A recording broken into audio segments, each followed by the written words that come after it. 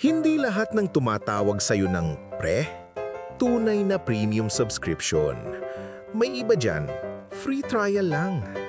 Alam mo yung kapag may pera ka, biglang ang daming, pre, labas tayo. Miss na kita, libre mo naman, minsan lang. Main character ka bigla, may glow effect, may background music pa. Pero nung ikaw na yung walang budget, biglang, sorry, busy.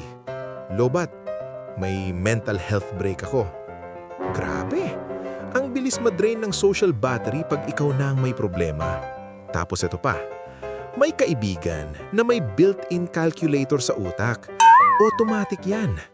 May benefit ba? May libre ba? May exposure ba?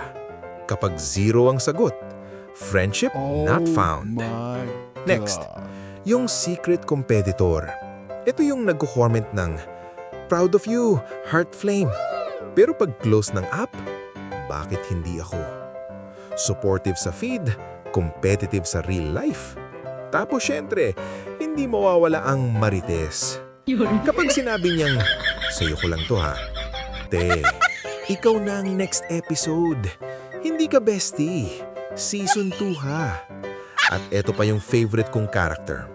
The fair weather friend. Kapag maaraw ang buhay mo, present. Kapag umulan, biglang may family emergency. Emotional availability, business hours lang.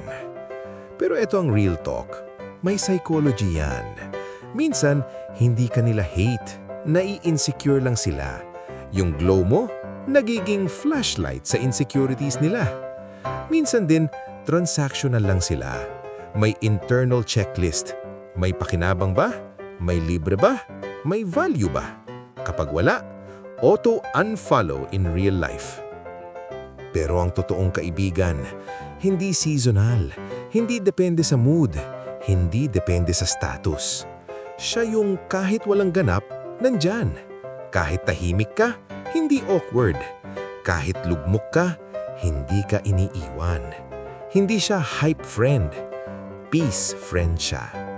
Kaya kung may kaibigan ka na, active lang kapag may achievement ka, chat lang kapag may kailangan, pero ghost kapag nahihirapan ka, hindi yan bestie. Beta test yan. Delete mo.